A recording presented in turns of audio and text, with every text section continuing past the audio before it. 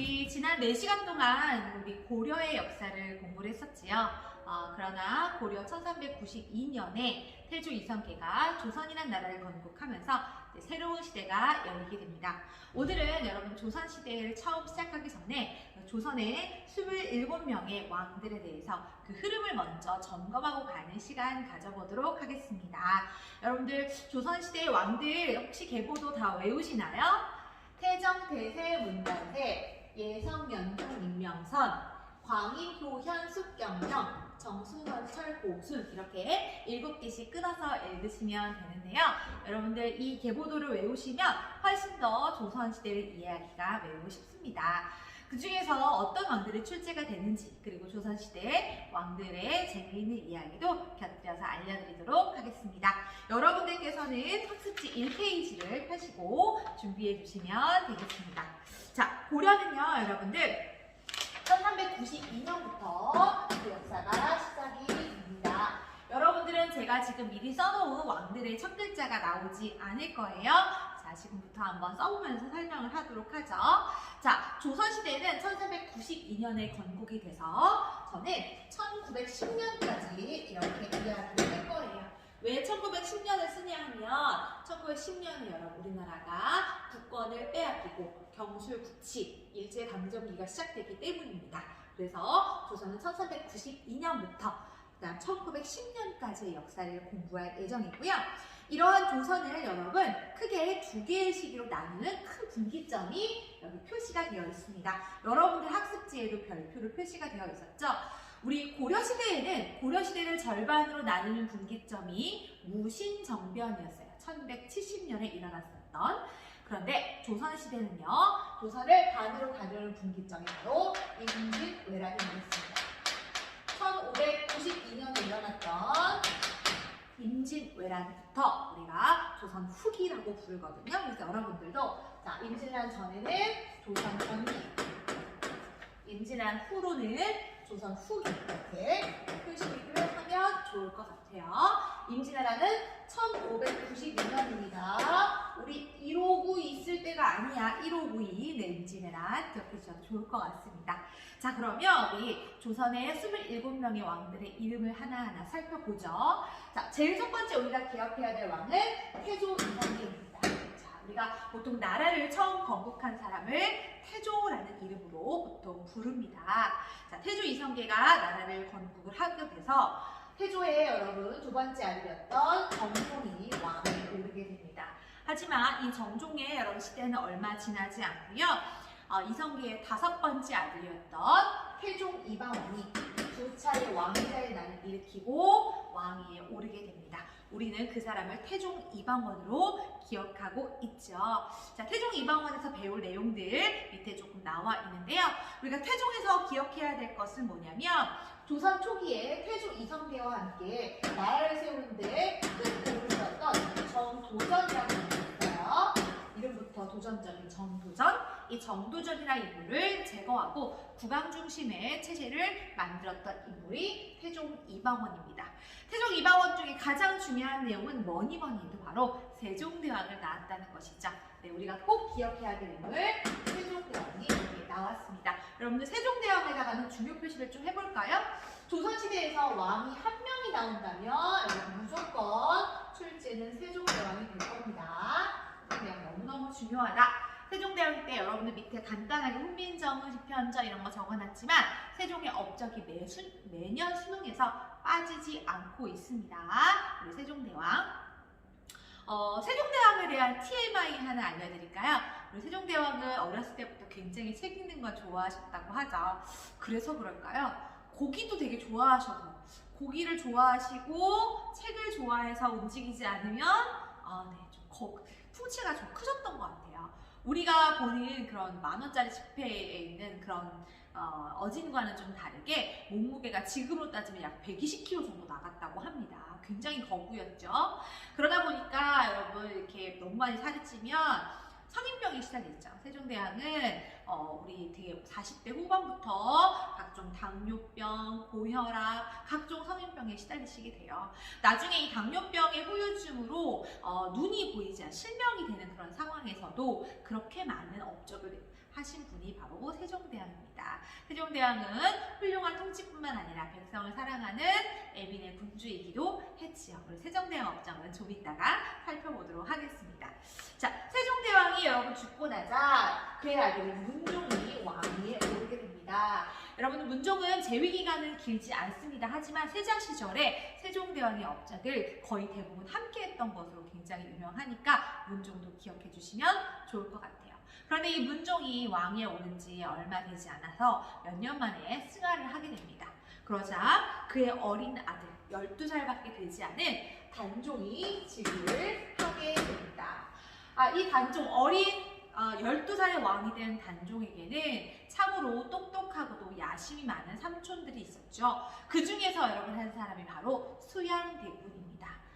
이 세종의 훌륭한 아들들 중에 한 사람, 안평대군 그리고 수양대군 중에 이 수양대군이 결국 이 조카를 죽이고 왕위에 오르게 됩니다. 우리는 그 사건을 계유정난이라고 부르죠. 여러분 혹시 영화 관상 보셨어요? 이 관상에 보면 그 내용이 우리가 잘 나오는 걸 알 수가 있죠. 자, 이렇게 해서 왕위에 오른 사람이 바로 세조가 되겠습니다. 하지만 세조는 여러분들 생각하는 것처럼 피를 묻히고 조카를 죽이고 왕이 되었지만 통치 부분에서는 그래도 업적이 있는 편입니다. 우리 이따 그 업적을 한번 살펴보도록 하겠습니다. 자, 세조가 여러분들 벌을 받았던 걸까요? 세조가 죽고 나서 그의 아들이었던 예조는 20살의 나이에 즉위한 지 얼마 되지 않아서 죽게 됩니다. 그러자 이 세조의 손자였던 성종, 왕위에 오르게 됩니다. 여러분들 여기서 우리가 성종도 조금 기억을 할까요? 표시를 좀 해볼게요. 여러분들 고려시대에서도 성종을 기억했었죠? 여러분 왕 이름 앞에 이룰 성자가 붙으면 뭔가 체제를 완성했다 그런 개념으로 보시면 됩니다. 특히 성종에서는 여러분 거기다 밑줄 한번 칠래요? 조선의 법정이었던 전국대전이 이 시기에 완성이 됩니다. 체제를 정비하는 모습들이 나오게 되고요. 이 성종과 관련된 유명한 스토리가 하나 있죠. 성종은 여러분들 좀 이따가 말씀을 드리겠지만 굉장히 할아버지였던 굉장히 좀 멀긴 한데 세종을 여러분 롤모델로 삼아서 경연도 열심히 하시고 굉장히 정치를 열심히 하셨던 왕이에요. 하지만 낮과 밤이 좀 달랐다고 해요.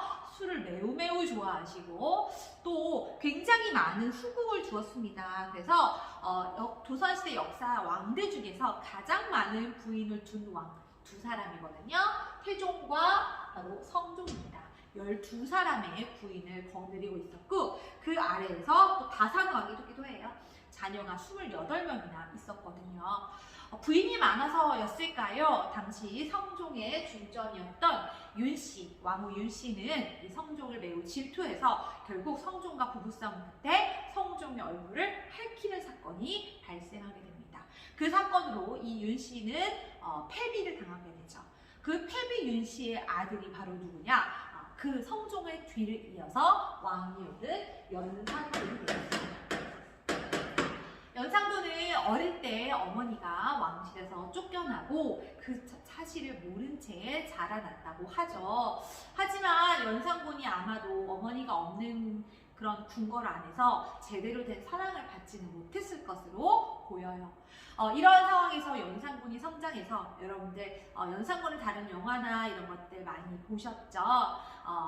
굉장히 난폭하고 폭력적인 모습, 정치에는 관심이 없고 사치와 향락을 즐기는 모습들을 보여주게 됩니다. 바로 이 연산군의 이야기가 나오게 돼요. 이때도 여러분들 중요한 무오사화와 갑자사화라고 하는 사건도 일어나게 됩니다. 선생님은 연산군을 볼 때마다 이런 생각을 해요. 어릴 때 여러분들 부모님이 돌아가셨다고 해서 모든 사람이 연산군처럼 성장하지는 않습니다. 이 연산군에 대해서는 어떻게 볼 때에는 심리적으로 매우 불안한 그런 그의 가정 사정이나 이런 것들을 고려할 수는 있겠지만 한나라 왕의 군주의 자리에서는 이 연산군은 상당히 비판받을 만한 인물인 것은 확실합니다. 자, 우리 연산군에 대해서는 우리가 나중에 좀 더 살펴보도록 하죠. 자, 그러면 여러분 어때요? 지금까지 연산군까지 봤는데 좀 이상하지 않으세요? 왜 어떤 왕을 조로 끝났고요. 어떤 왕은 무슨 태종으로 끝났고요. 또 어떤 왕은 군으로 끝나네요. 왕의 이름을 도대체 왜 이렇게 다르게 부르는 걸까요? 자, 여기서 말씀을 드릴게요. 먼저 여기서 제가 말씀드리는 태조라든지 성종이라든지 연산군 같은 이름은 왕이 죽고 난 다음에 붙이는 이름입니다. 이러한 이름을 묘호라고 해요. 그 왕이 죽고 나서 그 왕의 업적을 고려해서 신하들이 이렇게 바치는 이름이라고 생각하시면 되겠습니다. 그런데 이 조와 종과 군은 일단 뭐가 다르냐면, 일단 먼저 군은요, 연산군처럼 왕으로서 죽지 못하고 왕위에서 쫓겨난 인물에게 군이라는 그 명칭을 올립니다. 연산군 같은 경우에는요, 폭정을 한 이유 때문에 결국 요 시기 중종 단정으로 왕위에서 쫓겨나게 되잖아요. 그래서 연산군이라는 이름이 붙은 거예요. 자, 그 중에 여러분들 조선시대에 군이 한 명 더 있는데 혹시 아세요? 요 중에 어디 있을까요? 네. 광종이 아니고 어디예요? 광해군입니다. 광해군도 왕위에서 중간에 쫓겨나는 인물이기 때문에 군이라는 호칭이 붙었어요. 자, 그러면 조와 종은 어떻게 다를까요? 자, 원칙은 이랬다고 해요. 나라에 큰 공이 있는 인물은 조를 붙인다. 예를 들면 태조, 이성계처럼 나라를 건국했다거나 아니면 선조, 여기는 선조처럼 임진왜란을 잘 극복했다거나 이런 식으로. 그리고 거기 있는 임금이 만드는 종을 붙인다라고 해서 이렇게 했는데요. 종이 압도적으로 많습니다. 종은 몇 명 안 되거든요.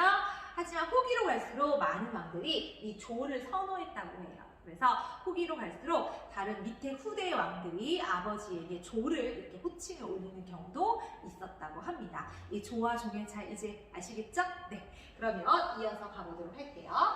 연산군이 이렇게 왕위에서 쫓겨나게 되죠. 쫓겨나게 되고 하루아침에 중종 단정으로 중종이 왕위에 오르게 됩니다. 이 중종 때는 우리가 기억해야 될 것 중 하나가 바로 조광조라는 인물을 기억해야 돼요. 중종 때 이때 조광조라는 인물을 통해서 개혁을 많이 실시를 하게 됩니다. 그리고 김효사화라는 사건도 일어나게 될 거예요. 자, 중종이 죽고 나서 임종, 명종 이런 왕들이 차례로 왕위에 오르는데요. 이때 왕들은 굉장히 좀 어린 나이에 지긴 하고요. 특히 명종 때는 명종이 매우 어려서 명종의 어머니 문정왕과 이렇게 그 발을 치고 뒤에서 어머니가 앉아서 정치하는 거 있죠? 수렴청정을 하기도 했었습니다. 또 여러분들이 혹시 알고 있나요? 임꺽정이라고 하는 도적대가 활동했던 시기도 명종 때 시기입니다. 자, 그 다음에 우리가 만나볼 왕이 바로 선조이죠. 선조는 여러분들 조선시대 역사 중에서 가장 비겁한 왕이다 라고 불리기도 합니다. 왜냐하면 이 선조 때에 임진왜란이 일어났지만 이 선조가 임진왜란을 잘 극복했다고는 하지만 아시죠? 선조가 임진왜란이 일어나자 의주로 이렇게 몽진을 떠나게 됩니다. 그의 아들이었던 광해군이 아버지를 대신해서 조정을 이끌면서 전쟁을 치르게 되죠. 이때 나타나는 우리 이순신이라는 인물 나중에 임진왜란 때 좀 더 자세하게 배우도록 하겠습니다. 자, 우리가 또 기억해야 될 인물 나왔네요. 네, 맞습니다. 아버지인 선조를 이어서 임진왜란을 잘 이끌었지만 광해군 같은 경우에는 나중에 결국 왕위에서 쫓겨나게 됩니다. 밑에 보시면 대도법과 중립외교 경제 파트에서 나오는 거고요. 중립외교는 당시에 조선이 명나라와 후금, 훗날에 청리되는 이 나라 사이에서 어떻게 외교 정책을 취할 것인가. 광해군은 이렇게 뜨는 태양이었던 후금의 그 심기를 거스르지 않기 위한 중립외교를 취하게 되는데 많은 양반 살인들이 그것에 대해서 반대를 하죠. 왜냐하면 이 선조 때, 임진왜란 때 명나라가 도와준 은혜를 저버렸다라고 해서 많은 비판을 받게 되고 또 아시다시피 광해군이 왕이 되었으나 선조가 늦은 나이에 영창대군이라고 하는 적장장, 즉 중전의 아들이 태어나면서 광해군은 자신의 왕권에 위협이 되었던 영창대군 동생과 임목대비라고 하는 새어머니를 죽이게 됩니다. 임목대비를 폐위시키고 동생을 죽이게 되죠. 결국 광해군은 신하들에 의해서 쫓겨나게 돼요. 우리 그 사건을 인조반정이라고 하고 새롭게 인조라는 인물이 왕위에 오르게 됩니다. 인조반정 때는 우리가 기억해야 될 것이 바로 두 차례 호란이죠. 정묘호란과 병정호란. 여러분들 영화 남한산성 보셨나요? 삼전도의 굴욕, 이런 끔찍한 청나라와의 전쟁에서 굴욕적인 패배를 당했던 임금이 바로 인조입니다.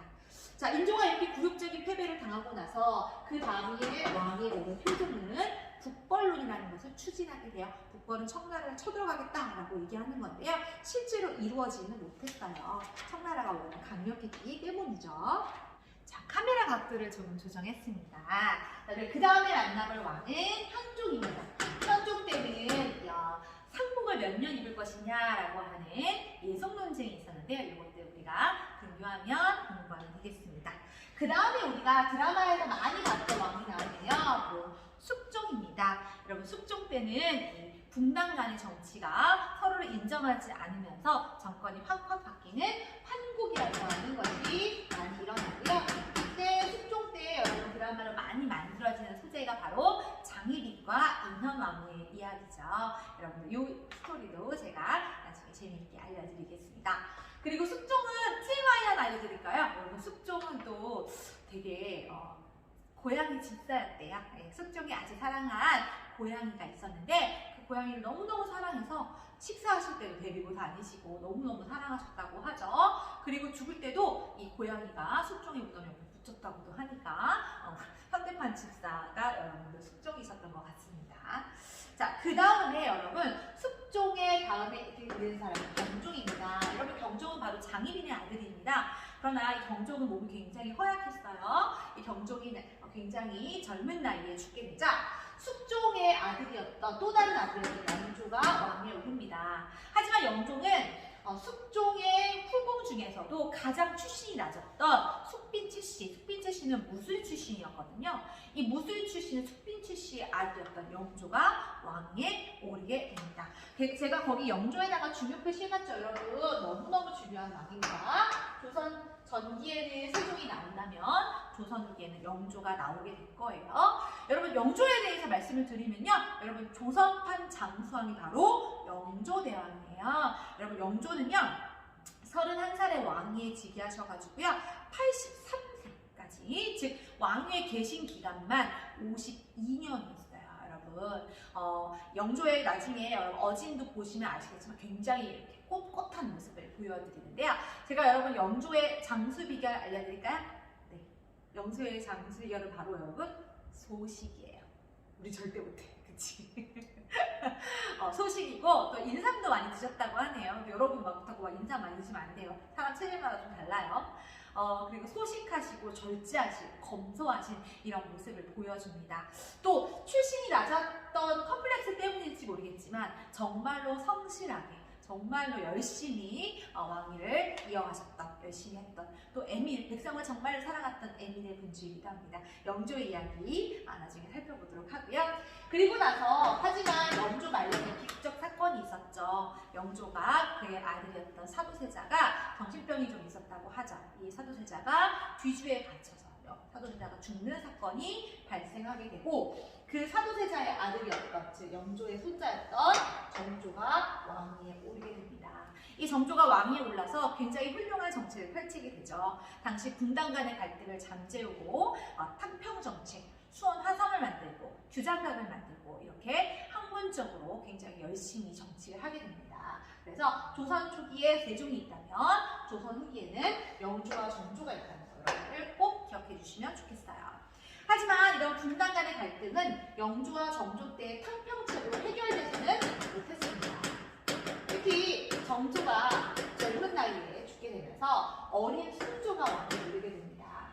어린 순조가 왕위에 오르자 이때부터는 이 순조의 장인이었던 김조순, 안동 김씨 가문이 특정 가문의 권력을 잡고 권력을 휘두르게 돼요. 그 이후로 순조, 헌종, 혈종까지 약 360년간 19세기에 걸쳐서 세도 정치 시기가 이어지게 됩니다.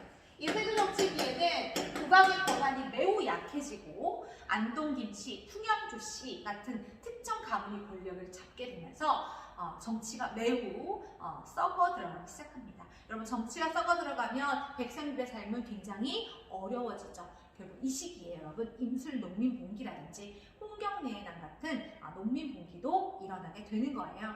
여러분들, 우리가 신라 말에도 원종 애노의 난, 초적이 있었고, 고려 말에는 망이 망소이의 난, 만적의 난, 이런 것처럼 조선에도 이제 망국의 기미가 보이는 시기가 바로 19세기이라고 보시면 되겠습니다. 자, 그 다음에 우리가 볼 인물 고종이죠. 고종과 승종인데요. 이 철종과 고종 사이에 우리가 한 사람의 인물을 더 배우게 되죠. 이 사람은 바로 누구예요? 흥선대원군입니다. 흥선대원군이 10여 년간 집권을 하면서 어린 아들이었던 고종이 11살을 즉위를 하거든요. 어린 아들이었던 고종을 대신해서 통치하는 시기가 있어요. 이 시기에는 여러분 우리나라가 통상수교 거부 정책을 했던 시기로 잘 알고 계실 거예요. 그리고 나서 고종 때 있어서 근대화의 물결, 이때부터 일본과 서양 각국의 침략을 받게 되고 결국 1910년 순종 때 가서는 우리나라가 일본에게 국권을 빼앗기게 됩니다. 자, 이렇게 해서 여러분들 조선시대의 전체 왕들의 흐름을 정리해 보았습니다. 자, 이렇게 해서 조선시대 전체 왕들의 흐름을 정리해 보았는데요. 여러분들은 이 학습지를 항상 여러분들 갖고 계시면서 조선시대를 쭉 이어가다가 헷갈리는 부분이 있으면 와서 점검하시면 좋겠습니다. 자, 이어서 우리 조선 초기에 통치체제가 정비되는 과정, 초반에 우리 성종까지 왕들의 업적을 한번 수업으로 만나보도록 하겠습니다. 학교 학생 여러분, 안녕하세요. 이혜경 선생님입니다. 자, 이제 이어서 우리 칠판에서 다시 학습지로 들어오겠습니다. 갑자기 PPT 화면이 떴죠? 여러분들은 조선 초기의 국왕들 첫 번째 학습지를 준비해 주시면 되고요. PPT를 준비한 이유는 여러분들 사진 자료를 좀 보여드리려고 준비를 하게 됐습니다. 자, 우리 조선 초기에 체제를 정비한 국왕들이 있어요. 우리 여기에서 5분을 같이 공부를 하도록 하겠습니다. 먼저 첫 번째는 바로 이분입니다. 바로 태조 이성계입니다. 여러분들은 태조 이성계 적어주시면 되겠죠? 자, 이게 바로 태조 이성계의 어진이에요. 여러분들 왕의 모습을 표현해놓은 초상화를 어진이라고 하죠. 자, 태조 이성계는 어떤 업적들이 있나 볼까요? 일단 여러분 여기다 적을게요. 조선이라고 하는 여러분 나라의 이름을 정하게 됩니다. 조선이라고 한 나라의 이름을 바꾼 이유는 일단 단군 고조선의 계승을 표현하는 것으로 보여요. 여러분들 우리가 고려는 고구려의 계승을 표방을 했었죠. 조선은 고조선의 계승을 표방을 했습니다. 그리고 수도를 개경해서 한양으로 수도를 천도를 하게 되죠. 여러분들도 빈칸 채워주세요. 그때 만들어진 건물들이 여기 사진이 나오네요. 이 사진은 바로 여러분 경복궁에 있는 경회로입니다. 경복궁의 경회로고요. 이 사진은 바로 우리나라 국보 1호인 숭례문의 사진이에요. 여러분들 아시다시피 숭례문은 안타깝게 2008년에 화재 사고가 있었습니다. 하지만 지금 현재 이렇게 다시 복원해서 수문장 교대식을 하는 사진을 제가 갖고 왔어요. 서울에 가실 일이 있으면 한번 가셨으면 좋겠고요. 나중에 숭례문 화재와 관련된 이야기 조금 있다가 나중에 할 기회가 있을 것 같습니다. 태조 이성계가 나라를 건국했지만 사실은 실질적으로 조선의 시스템을 디자인했던 이성계와 손을 잡고 나라를 건국했던 인물이 있죠. 그 인물이 바로 누구냐? 바로 여기 사진에 나오는 왼쪽에 이 인물입니다. 이 인물의 이름이 바로 정도전인데요. 이 정도전과 나중에 태종이 되는 이성계의 5번째 아들 이방원은 서로 누구의 중심의 나라를 만들 것이냐를 가지고 겨루게 되죠. 이방원은 정도전의 제자이기도 했어요. 스승님과 나중에 결국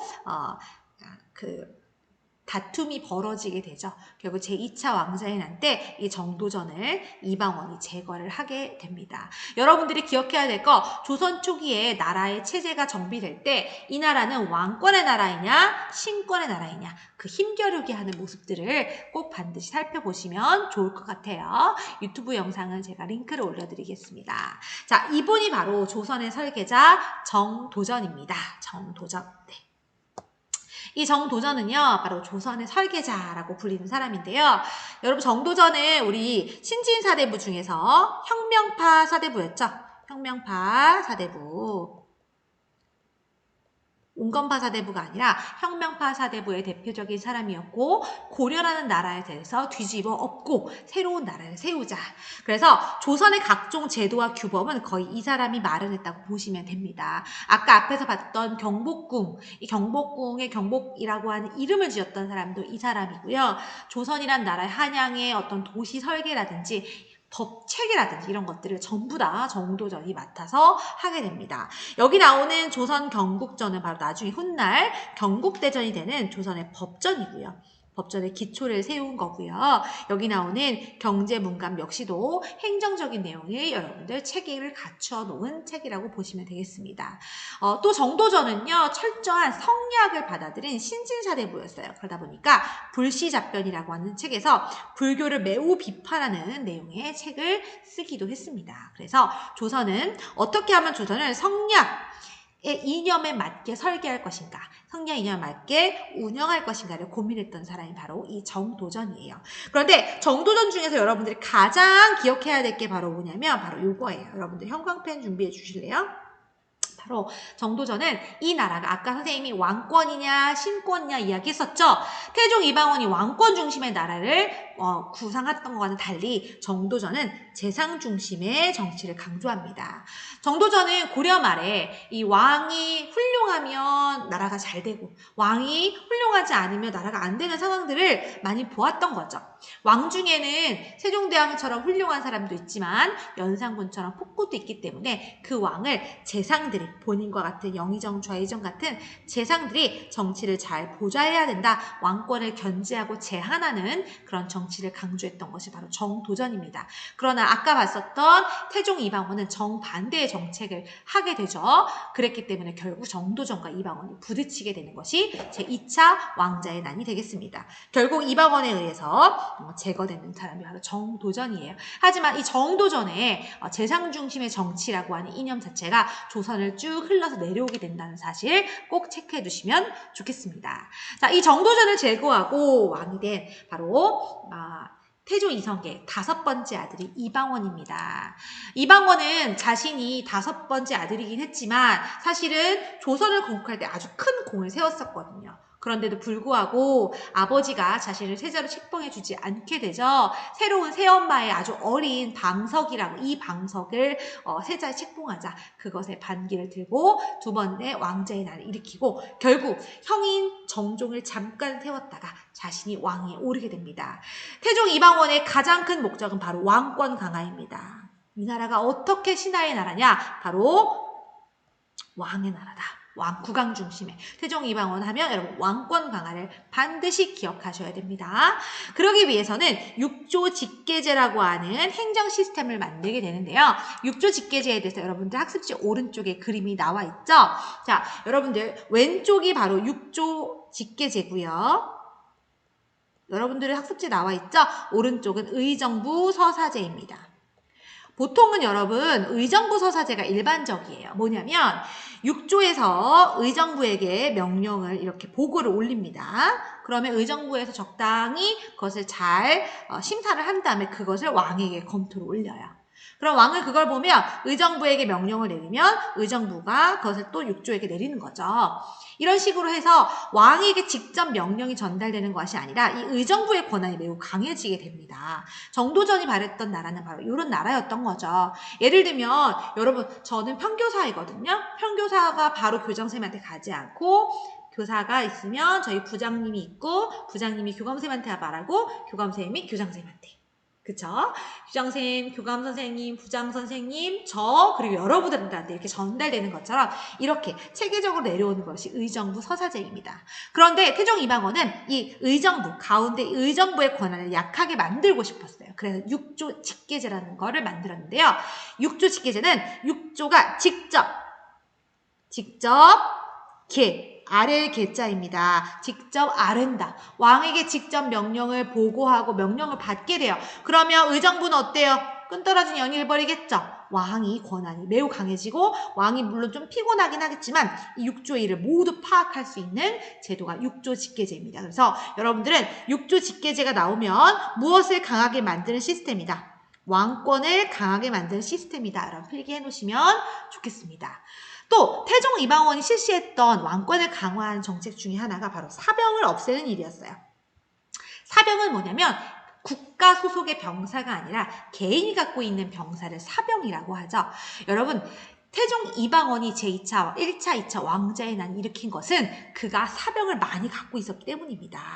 그러나 왕이 되고 나니까 자신처럼 누군가가 사병을 가지고 쿠데타를 일으키는 것을 막기 위해서 그 사병들을 모두 국가의 병사로 포함시키게 되죠. 여러분들 내로남불이란 말 아시죠? 내가 하면 로맨스고 남이 하면 불륜. 대표적인 게 바로 이방원의 사병 혁파가 되겠습니다.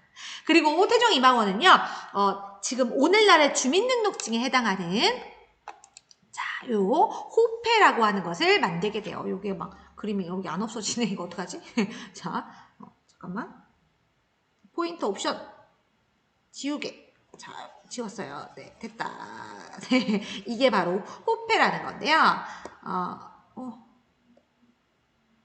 네, 이 호패는요, 지금의 주민등록증처럼 사람들이 16세에서 60세까지 남성에게 주었던 신분증입니다.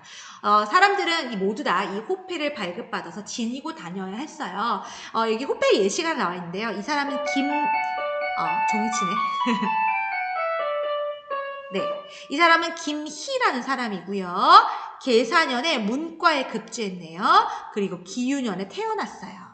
뒷면에 보면 그 사람의 어떤 얼굴의 생김새 같은 것이 글로 적혀 있다고 해요. 예를 들면 얼굴에 큰 점이 있다거나 이런 것들이 적혀 있다고 합니다. 물론 지금의 주민등록증처럼 본인하기 쉽지는 않지만 국가에서 모든 백성들을 파악해서 이렇게 민증 같은 호패를 발급했다는 것은 이때부터 조선시대가 상당히 체계적으로 백성들을 관리하고 있었음을 보여주는 내용이에요. 이어서 세종대왕 이야기 한번 해볼게요. 세종대왕은 여러분들 그 네모칸 전체 있잖아요. 세종대왕 전체 네모칸을 형광펜으로 이렇게 묶어주세요. 여러분들 학습지에 있는. 자, 우리 조선시대 왕들에서 수능에서 한 문제가 나오는데요. 보통 대부분 세종을 묻는 문제가 나올 거예요. 그리고 조선 후기에 영조와 정조 중에 한 사람 묻는 문제가 대부분이니까 여러분 꼭 기억해 주세요. 세종대왕 때가 되면 이제 왕권과 신권이 조화를 이루는 시기가 좀 오게 되는데요. 먼저 아까 제가 설명드렸던 것처럼 태종 이방원은 육조 직계제를 실시해서 왕권을 매우 강하게 했잖아요. 그러나 세종은 의정부 서사제를 실시합니다. 즉 왕이 의정부가 육조에게 이런 식으로 가게 되는 거예요. 그래서 의정부 서사제를 실시합니다. 그리고 현명한 사람들을 모아놓은 집현전을 설치해서 학자들을 모아서 학문을 연구하게 하죠.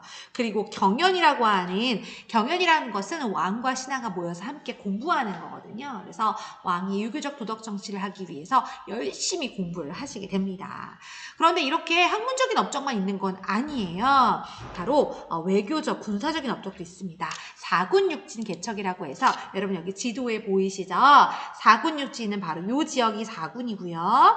요 지역이 육진이에요. 그래서 이 지역에 예전에 고려시대보다 훨씬 더 이렇게 현재의 국경선에 해당하는 쪽으로 굉장히 넓혔던 영토를 넓힌 업적도 있는 분이 바로 세종대왕입니다. 사군육진 개척도 기억해 주시고 또 여러분 지금의 대마도 있죠? 이 쓰시마를 정벌하게 됩니다.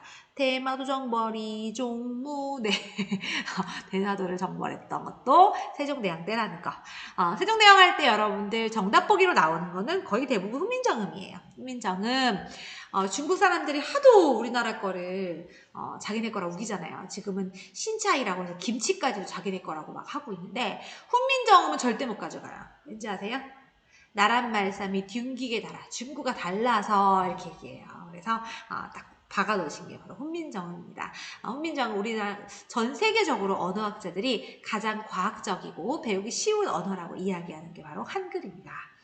그다음 각종 편찬 작업도 많이 하시죠. 농사직설은 전국에 농사 좀 한다고 하는 농민들을 모아가지고 발달된 농사법을 모아놓은 책이에요. 그래서 백성들이 농사를 잘 짓게 하기 위해서 향약 집성방은 향약, 향춘에 있는 약, 그래서 약 약재를 어떻게 사용하는지 이런 의학서라고 보시면 되겠습니다. 삼각행실도는요, 사람들이 백성들에게 유교 윤리를 보급하기 위해서 행실도 그림과 함께 유교적으로 굉장히 효를 한 사람, 충을 다한 사람 이런 사람들의 이야기를 모아놓은 책이라고 보시면 되겠습니다. 그 밖에도 과학적으로 치국이, 앙부일구, 자경루, 혼천은 이런 것들을 만들게 되죠. 치국이는 여러분 뒤에 이 친구들은 제가 사진으로 먼저 설명을 해드리도록 할게요. 요거 먼저 이야기하고 넘어가죠. 이때가 되면 우리나라 최초의 독자적 역법인 칠정산이 만들어집니다. 칠정산은 여러분 무슨 산 이름은 아니고요. 칠정은 7개 행성을 의미해요.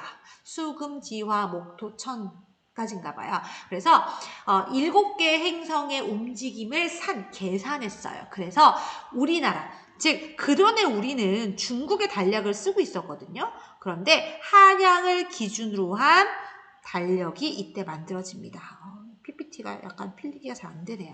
한양을 기준으로 한 달력, 여러분 역법은 여기서 달력을 말하거든요. 그래서 이제부터는 우리나라가 이렇게 오차 없이 정확히 날짜를 셀 수 있었던 것도 바로 세종대왕 때다라고 하는 거. 여러분들 자랑스러워 하셔도 되는 거 하나 알려드릴까요? 요 당시에 14세기죠.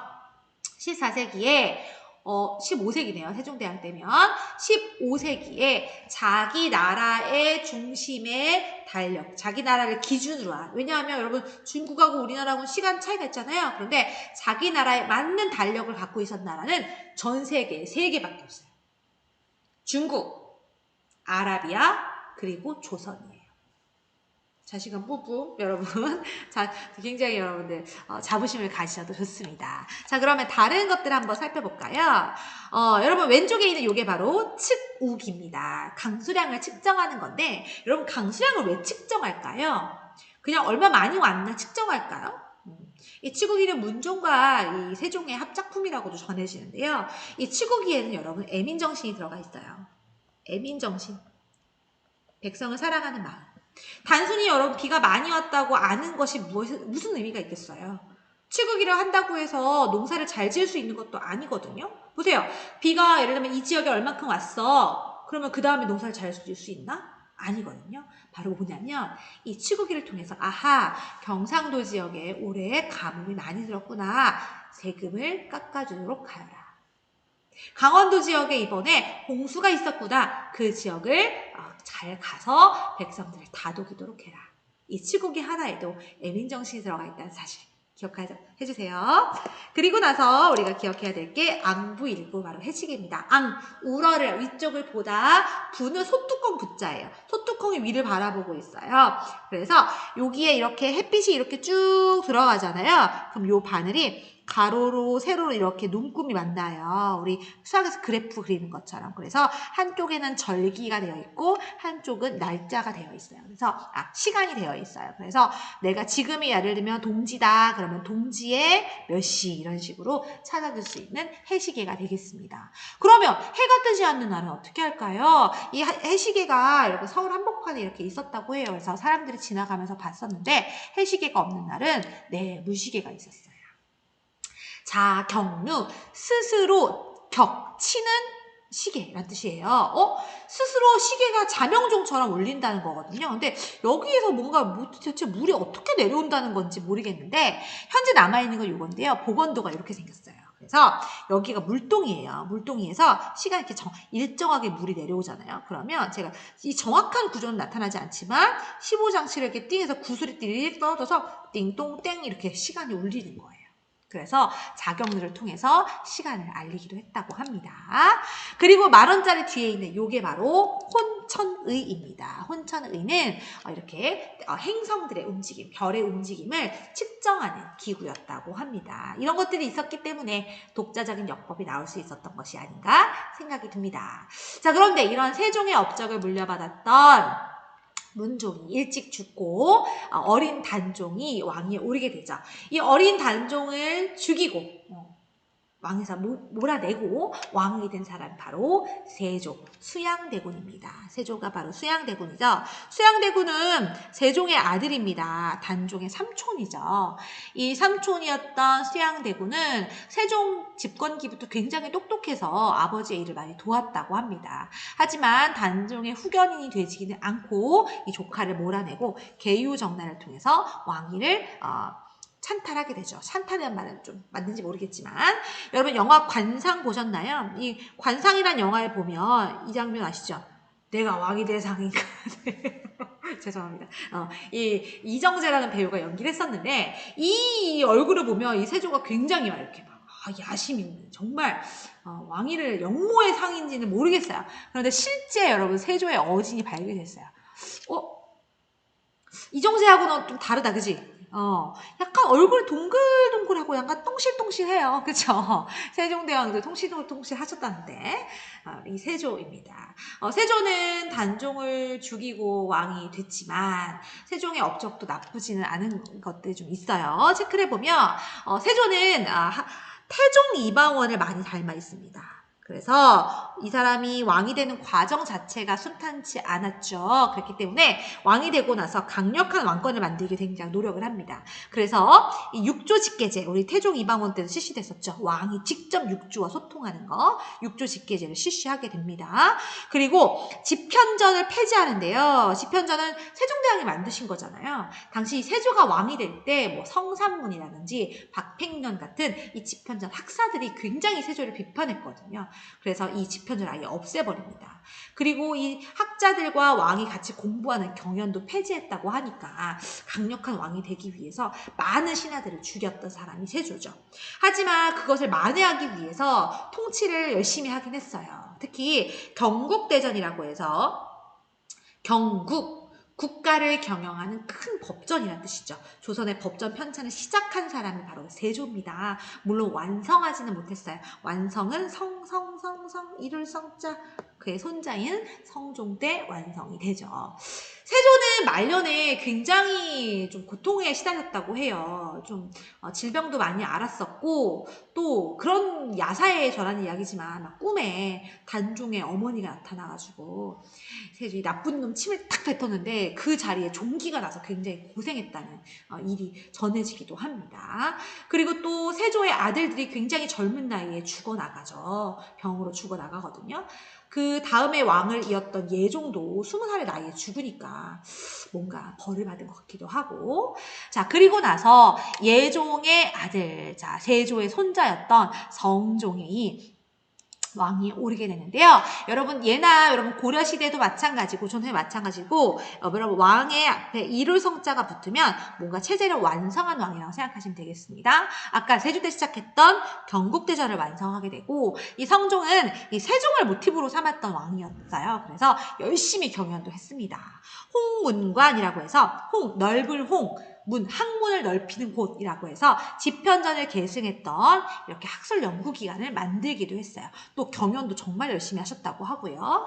그리고 각종 체제를 정비하는 편찬 작업이 이때 있게 되죠. 먼저 국조올해는 국가의 예법을 정리한 책이고요. 동동을 시작하는 거 2개 나오는데요. 동국여지승남은 국가에서 제작한 백과사전이에요. 백과사전을 편찬하기도 하고 동국통감은 그동안의 역사를 정리한 역사서입니다. 그래서 각종 그 조선 초기의 내용들, 고려시대 내용들을 정리를 하게 되죠. 악학괴법은요, 음악을 정리한 거예요. 그래서 이런 식으로 체제를 정비하는 모습들을 보여주게 돼요. 또 성종은요, 할아버지 세조 때 공을 세웠던 훈구라고 하는 세력들이 너무나 권력이 세지니까 저 지방에서 공부하고 있었던 이 사림이라고 하는 사람들, 이 사람들은 주로 어떤 사람들이냐면 조선 건국에 참여하지 않았던 온건판 사대부의 후예들이었는데 이 사림들을 등용해서 훈구와 사림을 견제를 시킵니다. 이 특히 사림들이 삼사라고 하는 언론기관을 통해서 등용을 하게 되는데 결국 이 성종 이후에 아들인 연산군 때 훈구와 사림 살림의 대립 속에서 살림이 화를 당하게 되는 사화라고 하는 사건이 발생을 하게 되죠. 이 사화의 이야기는 여러분 저랑 등교하시면 같이 이야기해 보도록 하겠습니다. 또 성종에 대한 TMI도 하나 알려드리고서 마칠게요. 성종은 여러분 못 말리는 동물 애호가였다고 해요. 아까 제가 숙종이 고양이를 좋아했다는 얘기 했었죠. 그래서 특히 성종은요, 각종 동물들을 길렀다고 합니다. 여기 원숭이 나오죠? 심지어 이 원숭이를 너무 사랑해가지고요, 원숭이한테 옷을 입혀주겠다고 해가지고 신하들이 전하 그 옷 한 벌이면 백성을 얼마를 먹여 살릴 수 있지 아십니까? 엄청나게 반대를 해서 결국 물러났다고도 하고, 또 낙타를 이렇게 중국에서 사오려다가 신하들의 반대에 부딪히기도 하고 이랬다고 합니다. 또 궁궐에는 막 사슴을 길렀다고도 하고요. 그래서 못 말리는 동물 애호가였던 분이 또 성종입니다. 또 하나는 성종은 또 밤에는 굉장히 술을 굉장히 좋아해서 술을 많이 마셨다고 하고, 또 굉장히 많은 부인을 두었죠. 12명의 부인을 두었고, 그랬기 때문에 자식도 많았어요. 특히 이 성종과 부인이었던 윤씨, 나중에 패비 윤씨가 이 성종과의 부부싸움 과정에서 성종의 얼굴에 그 손톱자국을 내게 되죠. 이 패비윤 씨가 사형을 받고 죽으면서 패비윤 씨의 아들인 나중에 연산군이 즉위 이후에 이걸 알게 되죠. 그러면서 결국 이 연산군 때 비극적인 갑자사화가 일어나게 되는 것도 성종 때라고 연결하시면 되겠습니다. 자, 오늘 여러분들 조선의 건국부터 시작해서 굉장히 많은 내용을 공부했었는데요. 다음 시간에는 조선의 제도사를 통해서 만나도록 하겠습니다. 오늘 수업 여기까지였고요. 여러분들 모두 수고 많았습니다. 감사합니다.